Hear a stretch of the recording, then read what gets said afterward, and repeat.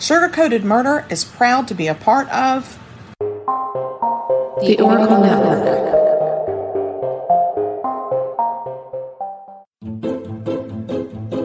Welcome to Sugar-Coated Murder Podcast, a brilliant true crime podcast hosted by two zany sisters, all while baking up delicious treats in their kitchen. Here are your podcast hosts, Karen Devaney and Ann Varner.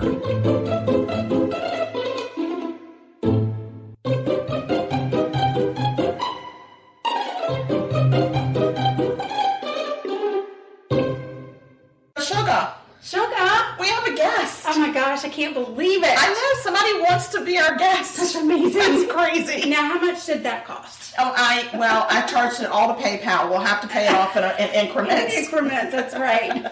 Yes, today we have Liz with us, and Liz has a great podcast. It's such a positive, uplifting, informative podcast called Coffee Convos with Liz. Is that right? I got it all the words in the right places? Yes, you did. Coffee and Convos with Liz. Absolutely. Well, Liz, do you want to tell us about yourself a little bit? What do you want people to know?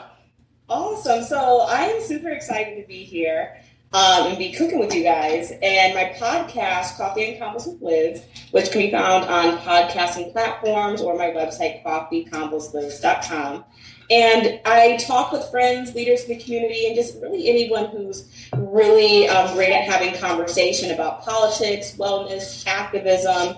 And it's really a safe space to talk about positivity, to really talk about issues that are important to people, as well as connecting people with resources. So that's pretty much it. So if you want to be on the podcast, if you have a message and you want to share it, message me, reach out to me. Yeah, I've seen a couple of your episodes, a lot of your episodes. I've actually gone on and watched you live stream, which I really enjoy doing. And so you've had a lot of really interesting guests, and it's a wide variety. I like the diversity of the different guests that you have. So it's not all just kind of people that just have one message. So that's kind of interesting. So Absolutely. Yeah. Well, today what we're going to do with Liz, because she's going to slay in the kitchen. Yay, Liz. We're actually doing apple pie tacos. What? I know. It looks fun. I think it's going to be pretty easy. I think. Liz, I will tell you that I shortcutted my taco shells. I don't know if it's going to make a difference. We'll see. I actually baked them in the oven. I was trying to be a little bit healthier. I know. I turned a muffin pan over. That was so smart. Well, it's not because I came up with it on my own. The only thing is the sugar. You know how when you fry them, you coat them in sugar and cinnamon? The sugar and cinnamon doesn't stick the same way it does when you fry them. Oh, yeah. So, I mean, if you want it coated with cinnamon sugar, I would fry it. I was just trying to shortcut it today just because it's been a crazy day. I was fighting with technology. We were fighting with technology. We were. So we don't always win, but tonight we overcame. Yes, tonight looks like we're winning so far. But yeah. And while the two of you are slaying in the kitchen, we're just going to casually talk about a murder. I know, and Liz is the one that sent us this murder case. Yes, as we're slaying in the kitchen, we're going to talk about somebody else that got slayed. Yeah. We're going to talk about the disappearance of Jennifer Dulos. And she is from Connecticut. Yes. Was she close to where you live or far away? So it wasn't that super far. So a lot of the places mentioned are places that I've either, like, towns that I've been to, but it's not super far. So it wasn't like that was distant. Like, Connecticut is relatively small. Yeah, it is. So, yeah, like, it's small. So, like, these are all, everyone kind of, I think, felt connected because, one, it's Connecticut and nothing happens here. And, like, you know, like, in Connecticut, like, you always have to travel somewhere to, you know, so people are familiar with these towns. Right. And you just don't associate this level of crime with, you know, these areas. Right, right. And this was a big one. This was back in May of 2019. She disappeared and she's never been found. Mm-hmm. Has there been a lot of coverage? There was at the time, like, everyone kind of was like, okay, like what happened? Where is she? And it was an interesting story, especially, which I'm sure we'll get into, around when her husband committed suicide. Because that was a big shocker. Yes, and it was like, he's dead, he's alive, he's back, he's dead. And it was this weird real-time event of like, what is going on? Right. Yeah. I did see some stuff in an article that I pulled up. Anne's in charge of doing the research for the murder because I'm doing the cooking. On these episodes, we tend to split things up a little. We do. So I didn't do like a huge deep dive into it, but I've watched a lot of coverage of it. And interestingly enough, I've been told by my sister that Dateline is covering this very soon. So I'm wondering weekend, I think Friday. I'm wondering if maybe there isn't an update that we don't know about. Yet. Yeah. So I thought it was interesting. So I told Anne, we got to get this edited and out before Dateline comes on because we were doing it first. We don't want somebody to think, oh, they just watched Dateline and did their podcast. No, that's not what we did. So absolutely. For anybody out there listening that is not familiar with this case, this Jennifer Dulos dropped her kids off at school and then she disappeared. Nobody knows what happened to her. The police suspect that her husband, I can't remember where he was from. He's definitely foreign, right? His name was Fotis, Fotis, and the two, Jennifer and Fotis, were separated, having marital issues, and he actually had a girlfriend named Michelle who was suspected of being involved in something to do with Jennifer's disappearance, along with Fotis, which I thought it's just such a weird name. Fotis. I know. It sounds like a bad word. Like, I'm gonna call you a Fotis. That's right. So she disappeared in May of 2019. In January of 2020. That's when Fotis committed suicide. And there had been some video that came out, played over and over again, of Fotis and his girlfriend in his truck, driving from trash can to trash can to trash can, throwing things away. And they suspected that those things that were being thrown away had something that could connect them to Jennifer's murder. Or maybe parts of her body. It could have been parts of her body. But so was he ever arrested at all? Was he ever charged in anything? They did get arrested for tampering with evidence and hindering a prosecution. Okay. But they got out. So he got off on the charges, or he was waiting to go to trial? You know, I'm not really sure. Do you know, Liz? Well, I believe so. He had gotten arrested and was out on bond. And what I believe was happening is they were going to like arrest him and like charge him, and like a trial was going to start. And in my opinion, I think he was like, nope, I'm not going through this. So then that's when he, I believe, was it like carbon monoxide poisoning? Like he was in his garage and tried to commit suicide. Right. Or committed suicide. Right. So January of 2020, they did arrest him for capital murder and kidnapping. So he must have been out on bond when he committed suicide. Correct. But they've never discovered any piece or part of Jennifer anywhere. That's horrible. Just like the bloody rags or things like that. Right. They did set his bond at $6 million. Oh my gosh. And he was able to bond out? He was able to bond out, and he was due to return to court in February. Wow. So I guess he decided to. And they had kids, right? They had children? I think there was like 4 of them. Yeah, 4. I think 4. And they were separated when she disappeared? I don't think that they had been officially divorced yet. Oh. I think that they were separated. Were they living in separate residence? Yes. Okay. And it was a very contentious divorce. Right. Very wealthy neighborhood. They had a lot of money. He was a contractor. Okay. It seems like she worked at one point, but was maybe not working at the time of her death. A presumed death. I guess I need to say that because they never found her. Yeah, because they've never found her. I guess that's why the fiance, or the girlfriend, or whatever she is. I just needed to say that word. That's all. But the chick, I guess that's why she's never gone to trial, because no body, no crime. Correct. And now their prime suspect is gone. And their prime suspect is gone. So, I mean, who are you going to even say? Well, they could still, if they could prove that she was an accessory, they could still prove it. I mean, if they could prove it, they could still charge her. Right. But I guess they're having trouble charging her. They know a crime was probably committed, but what was the crime and where is this lady? Right. So when he committed suicide, he hooked up a vacuum cleaner hose to the car, and that's how he committed suicide. Carbon monoxide poisoning. He was 52 when he died. That's very creative. And he did leave a suicide note that said, I refuse to spend even an hour more in jail for something I had nothing to do with. That was his suicide note. Well, sometimes murderers don't tell the truth. I love my children. Nothing. No, I'm sorry, children. I have to do this. I can't live under the scrutiny. Children, who are they? I don't know.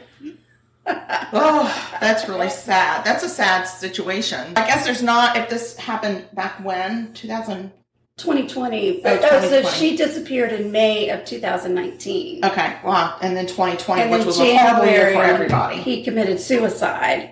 Okay. It was like this timeline, and it was almost like, because they were tracking him. Yeah. And because he was out on bond. And so some article was talking about the timeline, and so the girlfriend, they had called her because she was, I guess, said she was following Foytis to his bond office because I guess they were having a bond hearing, and then she was like, "Oh yeah, I'm following Foytis. We're over there," and they're like, "No, his tracker says he's at the house." So there was some lies even going on about that. That seemed suspect. So it was almost to me like. He was like, okay, I need you to pretend you're going there, but make sure you come back and get me so I don't die, type of thing. And that's how I decided to have a conspiracy theory about. Right. Well, and they do a lot of cell phone tracking and things, but I've seen many cases where the accomplice has the phone while the person's out committing the crime, so that you can't tell that person was ever with the victim. Because there's no cell phone data. And, I mean, these people seem to have pulled it off, unfortunately. But I just feel so sorry for those kids. They don't have their mom. They don't have their dad. And they don't have any answers. Exactly. And there were 5 of them. There were 5 children.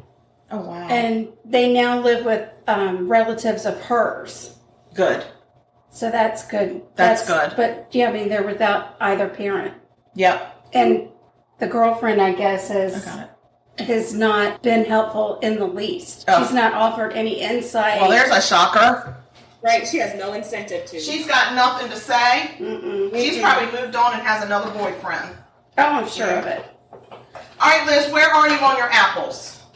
All right, so they are bubbling. They're getting soft. They're bubbling. Mine are too. How's yours doing? They're bubbling. How do I work the timer? Hit timer. I know. I can't figure out anything. So I think they have about 8 minutes before they're soft. What do you think? Are yours about? About there. I think another 5 to 8 minutes they'll be there. Okay, we can test them. And then do you want to do your shells? Yes, I need to get them in. Let me see. I'm going to turn on my oil a little hotter. Nope, that should be good. So I'm going to try mine without the cinnamon sugar on the outside. Okay. So I've done these, and I think these are yummy. Yeah. But I'm going to try and be a little healthy, like you guys are doing, and not do any sugar on the outside. So I'm going to see how it turns out. Yeah. All right, so I got my first shell. It's in. It's frying it. Okay, so I'm just going to go over the recipe for people that are listening. To let them know what we've done so far. And this is a recipe that I found somewhere on Instagram, and then I took a picture of the recipe, and poor Liz, I sent her the picture of the recipe. It cuts off more than half the recipe. Oh, no. So I was like, we're just going to guess. We're just going to guess at this. And she's such a trooper. She's like, okay, all right. I don't even know where it came from anymore because the side of it just says yum. So what we've done is we've taken flour tortillas, or you can do corn tortillas. It doesn't matter which ones. The way that the recipe calls is for you to get the flat tortillas and to fry them in oil. Notice I said oil. You I've been did. practicing all day You did saying very oil. well. So you put, no, I almost did it. I almost said the wrong word. So you put them in your oil and you fry them up. And there's a specific way to do it if they're flat and you want them folded into tacos. That's why I was a little bit intimidated. So the way that I did it was I just flipped, I flipped over a muffin tin and I went in between the indentations and just took these little flower street tacos that I bought and set them in there and then put them in an oven on 375 for about 8 to 10 minutes. It might have been 12 until they start to brown.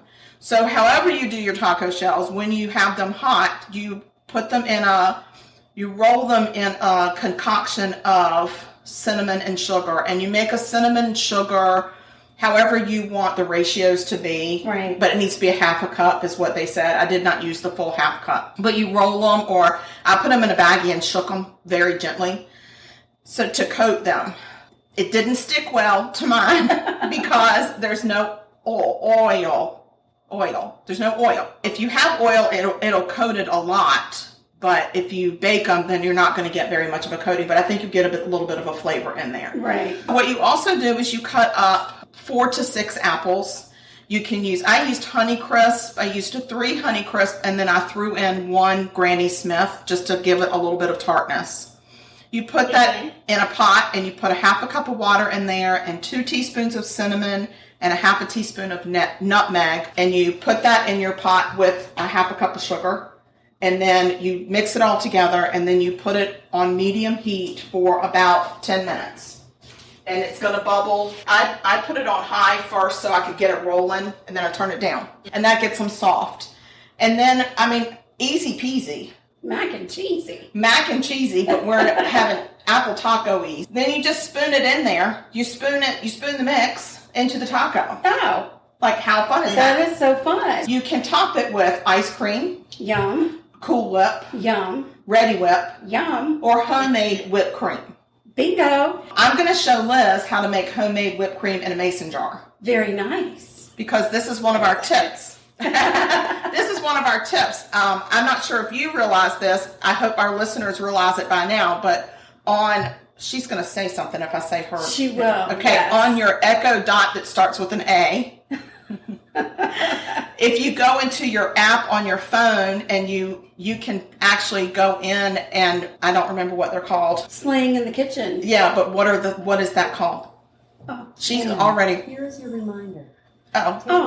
She's reminding me to take the trash out, even though I specifically requested that she not remind me to take the trash out. Yeah, tonight. She's got a mind of her own, doesn't she? She's very stubborn.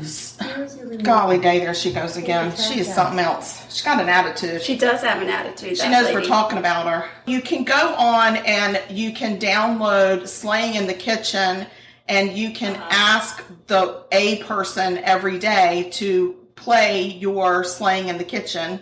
And you will get a tip from me or Ann on just like tips on measuring things, just tips and tricks and shortcuts on the A word for your kitchen. And it could be, so this was one of the things that we actually put on there is how to make whipped cream in a mason jar. Yes. I'm going to go get my ingredients. And while she's doing that, I'm going to go. All right. Going back to the disappearance of Jennifer, just a little bit of background on Fotis. We call him Fotis, and you call him Foitus. So I'm sure you're right, and we're completely wrong because we never get the names right. But he is originally from Turkey and was raised in Greece. And Jennifer and Foitus met at Brown University in Rhode Island. I think it was like 2017 when they got together and got married. And she was a very well-known author. She was a writer. She had a blog that a lot of people followed, a mom blog. She had 2 sets of twins. So that's the first 4. And then they had another baby. Then they had another one they added on that wasn't enough. Right. Wow. So 2 sets of 5 twins. of them. And she's actually from a very prestigious family. She's from New York originally. And they had been going through a very bitter divorce and child custody battle she found out that he had been seeing other people. And that's bad. You can't do that when you're married. You can't. You're not supposed to. It's very bad when you do that. It makes the other person very angry. It does. And bitter. A little bit. Yeah, and so that's how you get a contentious divorce. You're supposed to divorce first and then go find your other person. Right. But he did it in the wrong order. Okay, Liz, what I have is one mason jar that I put in the refrigerator and I got it cold. Okay. But you don't have to. But it's just a thing I do. It's just a thing. All right. Okay, I have heavy whipping cream. Okay. Okay, I'm going to pour heavy whipping cream, and I'm not even going to measure. This is a half pint. I'm probably going to pour half of it in there. But that's the nice thing about doing this in the mason jar is you can do it for just yourself if you want fresh whipped cream. It's so easy. You can turn it off. Turn it off. Yeah. I'm going to pour about half in there. See? And then I'm going to add to it about 2 tablespoons. Oh, hi. Holly, dang. Glasses don't work either. About 2 tablespoons. It's sad. 2 tablespoons of powdered sugar. Okay, let me get the powdered sugar. And I love powdered sugar because it goes all over my kitchen, or my sister's kitchen, not mine. All right, how much powdered sugar? I did 2 tablespoons. Okay. Pour a little bit If more. I don't measure, is that bad? No, not at it's all. an eyeball situation. You really are going to do it more to taste. Some people don't put any powdered sugar in their whipping cream. I don't think like that's that. godlessness. Yeah. Because that's just milk. All right, I got it in there. Okay, now, is this our good bottle? That's the good bottle. That's there. the good bottle. Yeah. Okay, now I'm going to do a half teaspoon of vanilla. This is also optional. You don't have to measure. You can eyeball it. It doesn't take a lot of vanilla. It's what I would call a titch. And I'm going to show you, this is our kilo vanilla in the process of fermenting. And we make this ourselves and we sell it. Okay. Yep, it's homemade and we make ours with bourbon. A lot of vanilla is made with vodka. We like bourbon, so we use it. But vanilla extract it's made with alcohol and vanilla beans. Okay. We use our favorite bourbon because we like to drink it.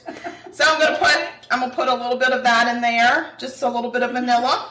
I did a half teaspoon. You can do a quarter, you can do a full, whatever your little heart's desire. And I'm just going to say that you don't have the kilo vanilla, so yours isn't going to be as good, but that's okay. Listen, I saw that kilo vanilla. I was like, I'm missing out. I know what I'm putting on my Christmas. I'm going to do this. Don't take it down low. Don't go Don't go the low one. Right, let's go with that. Yeah, we go high. We go out to the side and get those bat wings that we all grow.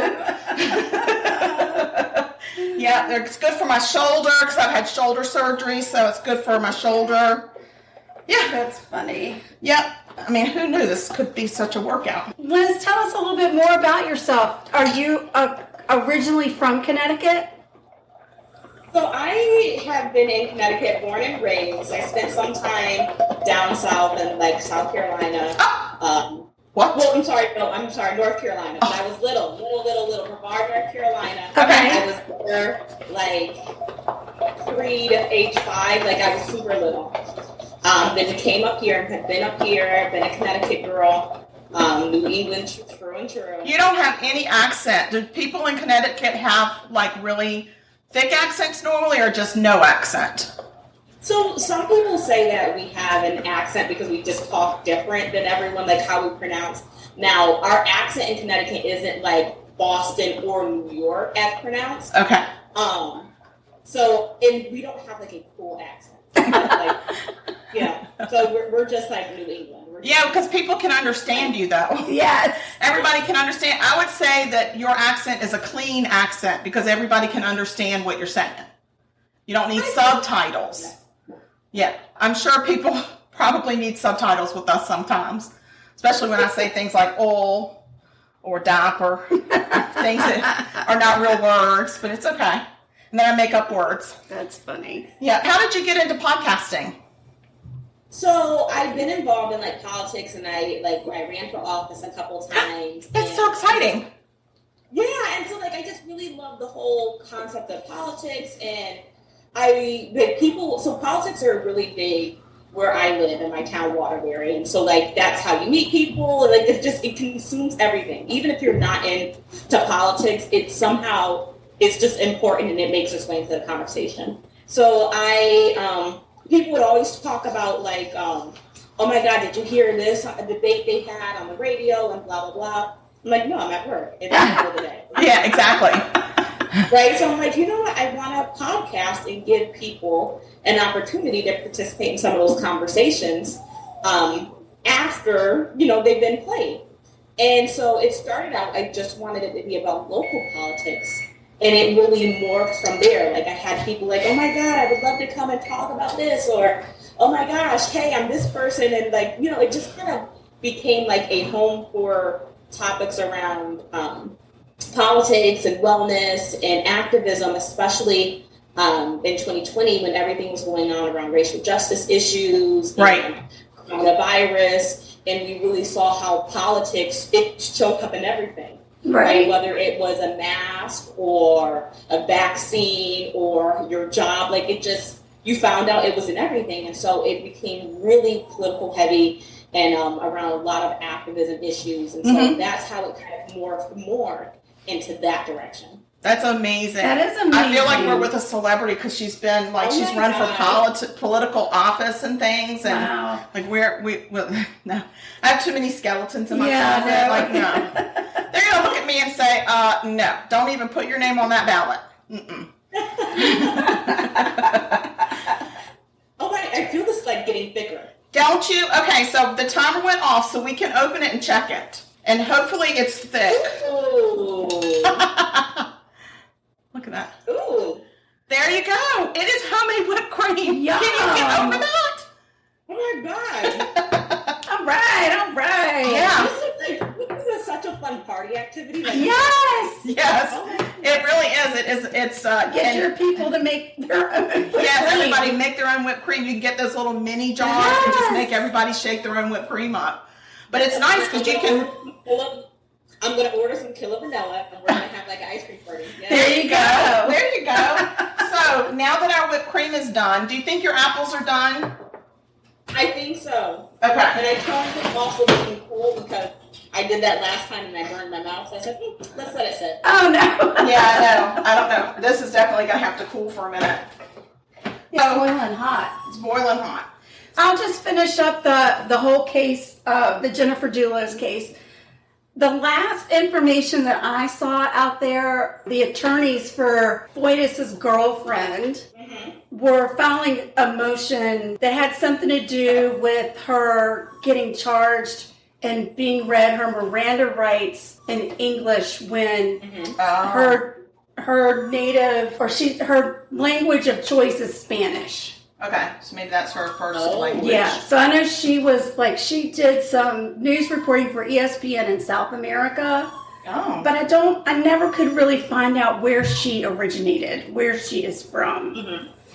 I guess if I looked really hard, I could probably figure it out, but Venezuela or something. Could be. Okay.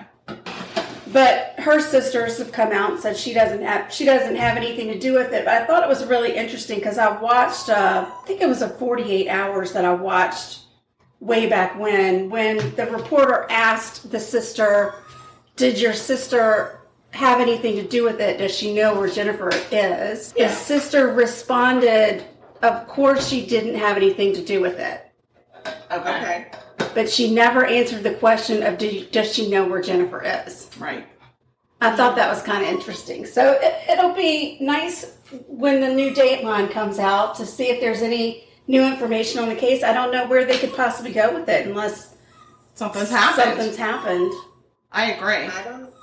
We'll have to watch, but hopefully everybody will have listened to this first. Yeah. I don't want anybody on Dateline scooping us. So. Absolutely. All right, so I went ahead and put some apples in my taco shells so that I could maybe let it surface cool a little bit. Mm-hmm. If I had thought about it, what you should do is you should take a cookie sheet and you should put your apples on it and spread them out because then it'll cool. They'll cool individually a little bit better. But I didn't think about it. That's another tip from our slaying in the kitchen. Oh, that's right. Yeah. So it was on how to cool pasta without having to run water over it, and how to cool it fast without having to put it in cold water. Oh my gosh, that's so smart. You spread it on a cookie sheet. Oh my gosh, we really are so smart. We're very smart sometimes. We just don't always use it for ourselves. Anyway, I'm going to dollop some whipped cream on these. Okay, I'm going to dollop some whipped cream. And I want to see what yours looks like. Yeah, we definitely want you. Look at that. And we want you to take a picture of it so we can post it on Instagram, because I don't know how to take a picture from a video. That's something for people that were born after 1990. Got my taco. Oh, look at that. Wow, that looks good. It does look good. So this is mine. It's little teeny because I did the street size. So it's like... So I wanted to get the small ones. Those are so cute. So they're very tiny, but I figured if it's a dessert, maybe I would go bigger. But if it was a snack, which that's got my name written all over it, then it would be, kind of cool. Yeah. So do you think it's cool enough to taste it? I think so. Okay. You want to taste this? Yes. Don't let your dog lick it. I haven't taken it. I'm going to have to take a picture of one of them. Uh-oh. I don't know how to eat it. Just do it over the sink. What do you think, Liz? How's that whipped cream? Mm-mm. I do not miss the cinnamon sugar. Like, this is really good just fried. Oh, good. Good. That is good stuff, sugar. Wow, that's really fun. Look at that. Y'all slayed it. We slayed it, Liz. Yes. I am so proud of you. Well, I'm more proud of me because I didn't burn anybody. True. But we really appreciate that you came on with us. Tell us again how people can find you on social media and follow you, and everybody better follow you because they're missing out. If they're not following you, they're not one of the cool kids.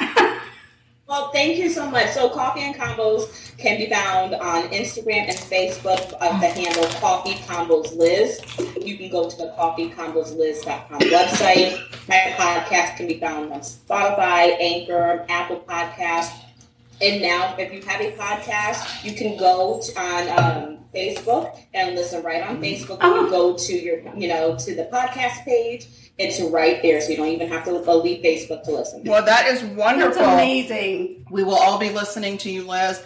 Thank you again so much for coming on and slaying in the kitchen. You slayed it like a pro. And thank you for having me. Oh, thanks for having Our a pleasure. podcast out there that promotes positivity. And we do appreciate that. So when people listen to us and they need a little bit of a cranium cleanse, yes, they could go over to Coffee Convos with Liz and have some cleansing of their cranium. There you go.